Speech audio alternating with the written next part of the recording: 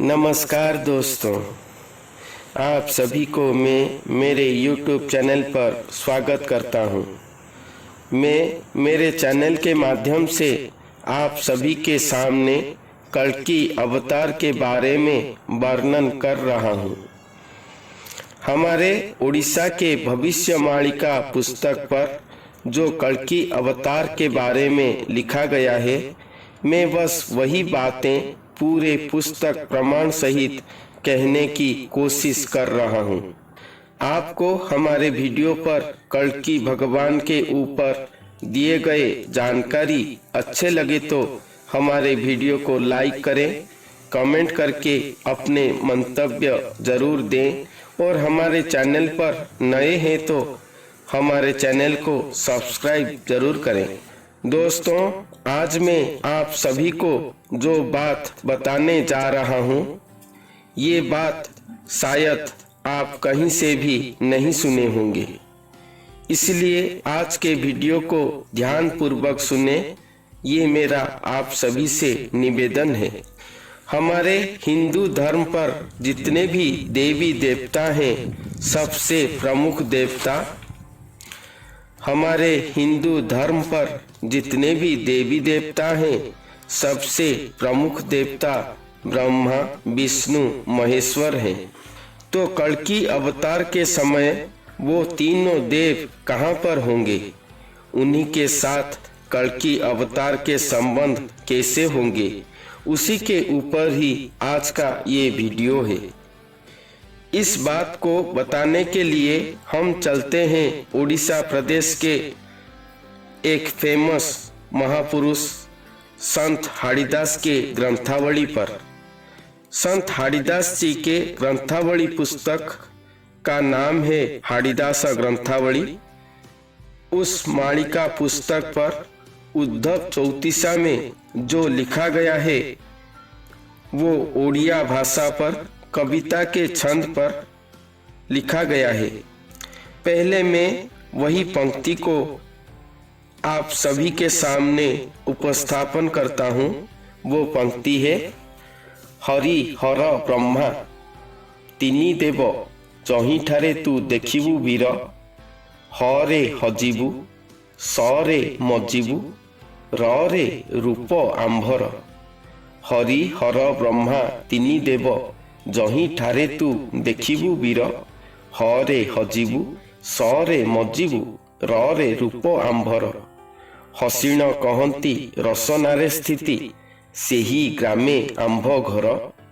हरसे जानिबू आंभंकु चिन्हिबू, जानिबू नाम आंभर। क्षितिरे तू ख्यात नकरी गुपत, रखिथा कुमर मणि। क्षीरार नवसाई नर देह मुहि, बड़ सिंहार मंडनी। इस पंक्ति को समझाने से पहले मैं आप सभी को याद करवा दूं कि मैं मेरे हर एपिसोड पर कहता आया हूं कि कल्कि अवतार लीला पर स्वयं ब्रह्मांड करता या स्वयं सृष्टिकर्ता भगवान आएंगे और वो एक गुरु के स्वरूप को धारण करके आएंगे। तो गुरु ही एक ऐसा शब्द है, गुरु ही एक ऐसा शब्द है जिस शब्द को वर्णन करते हुए हम स्कूल में क्लास 1 से शायद प्रार्थना करते आए हैं कि गुरु ब्रह्मा गुरु विष्णु गुरु देव महेश्वर, गुरु साक्षात परं ब्रह्म तस्मै श्री गुरवे नमः। अर्थात गुरु ही ब्रह्मा है, गुरु ही विष्णु है, गुरु ही महेश्वर है और गुरु ही साक्षात परम ब्रह्म है। उन्हीं के चरणों में हम प्रणाम करते हैं। आज कल्कि अवतार के समय ये श्लोक सत्य हो गया है, क्योंकि हम जो पंक्ति कहे थे हाड़ीदास ग्रंथावली के उद्धव चौतीसा से, उस पंक्ति के पहले लाइन पर ये बात कहा गया है कि हरि हर ब्रह्मा तीनी देव जहीं ठारे तू देखिबू वीर, हरे हजिबू सरे मजिबू रे रूप आंभर। इसका अर्थ है कि हरि हर ब्रह्मा, ये जो तीन देव हैं वो त्रिदेव कलयुग के अंत पर एक ही शरीर पर रहे होंगे, या एक ही शरीर को वो त्रिदेव धारण किए होंगे, या एक ही मानव शरीर पर वो त्रिदेव का मिलन होकर एकाकार हुआ होगा, या हरि हर ब्रह्मा त्रिदेव मिलकर एक ही शक्ति स्वरूप होकर एक ही मानव शरीर पर रहे होंगे, एकाकार ब्रह्म स्वरूप हुए होंगे। जो भी हो, एक ही मानव शरीर में तीन देव हरि हर ब्रह्मा पहले से ही आकार एक स्वरूप हुए होंगे। इस कलियुग के अंत में शायद यही गुरु स्वरूप को देखकर वेद पर ब्रह्म ऋषि ने ये श्लोक लिखा था कि वो गुरु ही ब्रह्मा है, वो गुरु ही विष्णु है, और वो गुरु ही हर या देव देव महादेव है, क्योंकि ये गुरु साक्षात नहीं, स्वयं परम ब्रह्म स्वरूप है। श्री भगवान इस पंक्ति पर कहे हैं कि जहाँ पर तुम देखोगे कि हरि हर ब्रह्मा ये त्रिदेव को, या तुम जहाँ पर देखोगे, जिस स्वरूप पर तुम देखोगे ये त्रिदेव एक होकर रहे होंगे, वही मानव शरीर पर हम हरे हजीवु अर्थात वो हरि गुरुदेही स्वरूप में हम ऐसा कुछ दिव्यता दुर्लभता पाएंगे कि हम वहां पर हजीव अर्थात हजेंगे अर्थात खो जाएंगे। उस रस को आप्यान करते हुए हम खो जाएंगे। जैसे कि हमारे सामने एक विराट महासागर है, अगर हम वो महासागर के गहराई को मापने के लिए हम सागर के अंदर जाएंगे, अंदर जाते जाते हम इतना अंदर चले जाएंगे कि वहां से निकलने का रास्ता ही हम भूल जाएं, या हमारे निकलने का रास्ता ही न रहे, या हम जितना अंदर जाते रहे हैं हमारे अंदर और भी गहराई तक जाने की इच्छा बढ़ता गया और हमारे मन का निमग्नता ऐसा हो गया हो कि वहां से निकलने की इच्छा ही न रहा हो। उसी तरह स्वयं भगवान कह रहे हैं कि एक मानव शरीर, जिस शरीर पर त्रिदेव ब्रह्मा विष्णु शिव की उपस्थिति पहले से ही था, उसी शरीर को वो जब धारण करेंगे तो वहां पर स्वयं भगवान हरे हजीवु अर्थात वो शरीर पर वो ऐसा कुछ दिव्य प्रेम रस पाएंगे कि स्वयं भगवान उसे आप्यान करते हुए वो शरीर के अंदर ही वो खो जाएंगे। उसके बाद कहते हैं कि सौर्य मजीव अर्थात वो शरीर पर जरूर ही सौर्य अर्थात सरस्वतीय दिव्य प्रेम रस ही रहा होगा शायद, क्योंकि स्वयं भगवान केवल भक्ति या केवल ज्ञान में संतुष्ट नहीं होते हैं, वो केवल भक्ति और ज्ञान मिश्रित भक्ति ज्ञानपूर्ण प्रेम रस पर ही संतुष्ट होते हैं। संत हरिदास ने यहाँ स शब्द को ठार में दिए हैं शायद, अर्थात वो शरीर के अंदर ज्ञान देवी श्री सरस्वतीय महाज्ञानमय महाप्रेम भरा कोई दिव्य प्रेम रस को आप्यान करते हुए स्वयं भगवान निमग्न हो गए होंगे, या वो शरीर के अंदर वो निमज्ज गए होंगे। उसके बाद कहते हैं कि र और रूप आंभर अर्थात एक मानव शरीर के अंदर श्री भगवान अपने शून्य अरूप स्वरूप को लेकर आए थे, मगर वो मानव शरीर के अंदर ऐसा कुछ पाए कि वहां पर खुद ही खो गए, निमग्न हो गए, निमज्ज गए, और आखिर में वो शरीर में ऐसा एकाकार हो गए कि अपने अरूप रूप को छोड़कर वो मानव का स्वरूप ही बन गए और वो मानव का रूप ही हो गए।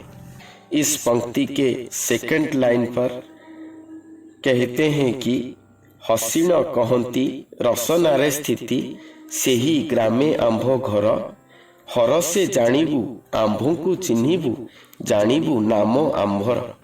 अर्थात श्री भगवान यहाँ कहते हैं कि मैं वो मानव स्वरूप को धारण करने के बाद हमेशा मैं उस शरीर के अंदर बहता हुआ रसना अर्थात दिव्य प्रेम रस को आप्यान करके हमेशा खुश या हर्ष भाव पर या प्रफुल्ल आह्लादमय आनंदमय होकर रहता हूँ। और वो शरीर ही मेरा गांव है, वो शरीर ही मेरा घर है। वो शरीर पर जो निर्झर प्रेम रस की झरना सृष्टि हुआ है, वो प्रेम रस पर ही या वो प्रेम रस के लिए ही मेरा स्थिति वहां पर है या मैं वहां पर स्थित हुआ हूँ। और श्री भगवान कहते हैं कि मैं ये शरीर रूपी मेरा ये घर या मेरा गांव पर हमेशा हर्ष भाव में रहता हूँ। श्रीमद् भगवत गीता पर जो लिखा गया है क्षेत्रज्ञ योग, वहां पर क्षेत्र मानव शरीर को कहा जाता है और क्षेत्रज्ञ स्वयं भगवान होते हैं। उसी तत्व पर यहाँ पर वो मानव शरीर उनका क्षेत्र यानी कि उनका गांव है, उनका घर है, उनका सब कुछ ये मानव शरीर ही है। और वहां पर स्वयं क्षेत्रज्ञ होकर स्वयं भगवान वो मानव शरीर पर रहे हैं। इसलिए हमेशा वो स्थूल शरीर में रहकर श्री भगवान हंसते रहे होंगे। और श्री भगवान कहते हैं कि मैं ये शरीर रूपी मेरा ये घर या मेरा गांव पर हमेशा हर्ष भाव में रहता हूँ। इसलिए हमेशा वो स्थूल शरीर में रहकर श्री भगवान हंसते रहे होंगे, हमेशा हर्ष भाव पर रहते होंगे। वो हर्ष भाव हंसता हुआ रूप वो मानव देही का नहीं, स्वयं भगवान का है। श्री भगवान वो मानव शरीर में एकाकार होकर अपना रूप धारण करे होंगे।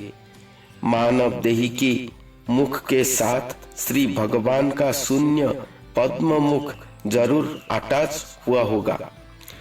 इसीलिए श्री भगवान जब हंसते होंगे वो मानव स्वरूप के मुख पर वो हर्ष दृश्य होता होगा। मगर जरूर ही वो मानव शरीर का नेचुरल हंसना और श्री भगवान के हंसने से वो मानव देही के श्रीमुख पर हर्ष भाव की मुखाकृति में जरूर ही कुछ भेद या डिफरेंट रहा होगा। इसीलिए तो श्री भगवान सेकंड लाइन के सेकंड रो में कहते हैं कि हर से जानिबू आंभू को चिन्हिबू जानिबू नामो आंबर। हर से जानिबू अर्थात मेरा वो हर्ष भाव को या मेरा वो हंसता हुआ ठाणी से हर्ष भाव में मुख की ये भेद को देखकर तुम जान पाओगे कि वो नरदेही नहीं बल्कि वो नरदेही के छल में मैं ही स्वयं भगवान हंस रहा हूँ। वो हर्ष भाव को देखकर ही तुम पहचान पाओगे हमें और वहीं से ही जान पाओगे कि मेरा नाम नरदेही का नाम नहीं, स्वयं सृष्टिकर्ता श्री जगन्नाथ है। हमने आप सभी को पहले एक वीडियो पर कहा था कि कल्कि अवतार पर एक शरीर पर दो स्वरूप रहे होंगे, इसलिए वहां स्प्लिट कैरेक्टर दिखाई देता होगा। यहाँ हर्ष भाव को लेकर वही स्प्लिट पर्सनालिटी का बात कहा गया है। पंक्ति के आखिरी लाइन पर श्री भगवान कहते हैं कि क्षितिरे तु ख्यात नकरी गुपत रखिता कुमर मणि क्षीरार नवसाई नर देह मुहि बड़ सिंहार मंडनी। यहाँ पर श्री भगवान वो मानव देही को कहते हैं कि तुम ये बात क्षितिरे अर्थात धरित्री पर किसी को भी मत कहना कि मैं स्वयं सृष्टिकर्ता स्वयं क्षीराब्धि निवासी क्षीरार्णव साईं स्वयं एक मानव शरीर को धारण करके वो मानव शरीर से निकलता हुआ दिव्य रस में इतना निमग्न हो गया कि स्वयं क्षीरार्णव साईं में खुद शून्य निराकार स्वरूपी आकार स्वरूपी नरदेही हो गया हूँ। मैं खुद शून्य निराकार स्वरूपी आकार स्वरूपी नरदेही हो गया हूँ। मैं जो चारों युग पर निरक्त पुरुष था, रक्त मांस का शरीर ही मेरा नहीं था, आज मैं स्वयं भगवान नरदेही हो गया हूँ और मानव के शरीर में रहकर मैं खुद ही नरदेही हो गया हूँ। श्री भगवान वो मानव स्वरूप को मना कर रहे हैं कि तुम ये बात कहीं पर भी प्रकाश मत करना। इस लाइन के आखिर में श्री भगवान यहाँ पर कहते हैं कि क्षीरार्णव साईं नर देह मुहि बड़ सिंहार मंडणी। अंत में एक शब्द कहे हैं कि बड़ सिंहार मंडणी, बड़ सिंहार वेश। हमारे उड़ीसा के पुरी जगन्नाथ मंदिर में श्री दारू विग्रह मूर्ति स्वरूपों को हर दिन हर रात के समय जब श्री भगवान का पहुड़ नीति होता है, उससे पहले श्री भगवान के दारू विग्रहों को बड़ सिंहार वेश में सुसज्जित किया जाता है। इस वेश में सिंगारी सेवक श्री भगवान के दारू विग्रहों को केवल पुष्पमाला से या पुष्प में निर्मित अलंकार से मंडन करते हैं। इसी पुष्पमय वेश को श्री भगवान का बड़ा सिंहार वेश कहा जाता है।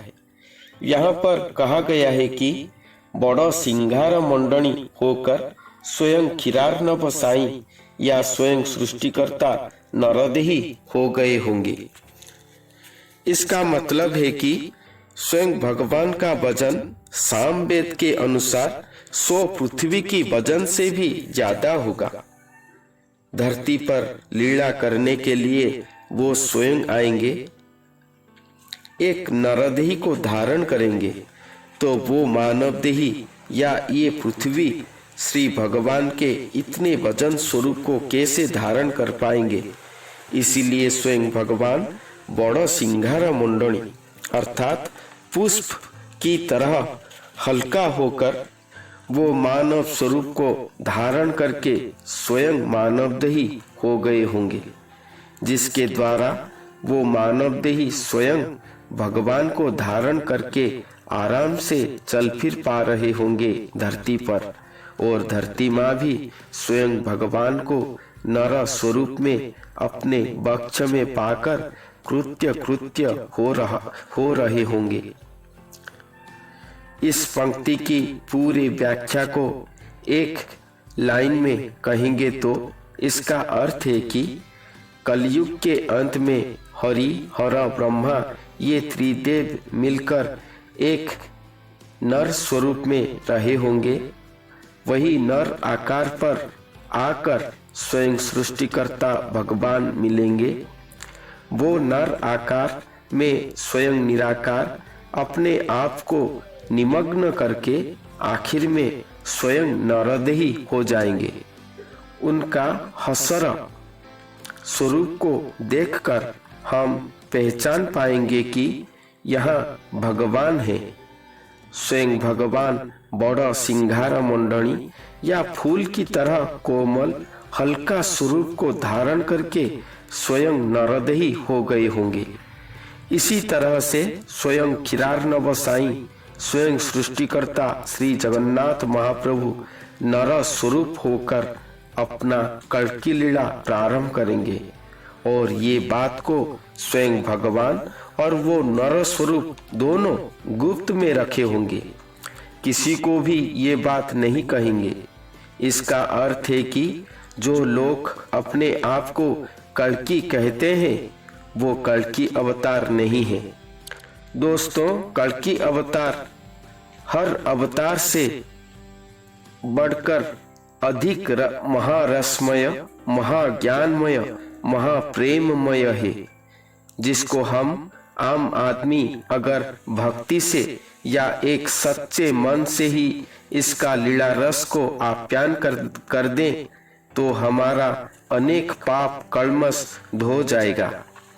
मैं मेरे वीडियो के माध्यम से आप सभी को जो कल्कि अवतार के बारे में हमारे उड़ीसा के मालिका पुस्तक से लाकर वो मालिका पंक्तियों को उपस्थापन कर रहा हूँ और जो उन्हें वर्णन कर रहा हूँ, आप सभी ये वर्णन मेरे अलावा उड़ीसा के और कोई भी मालिका प्रवचनकार की वर्णन से नहीं पाएंगे।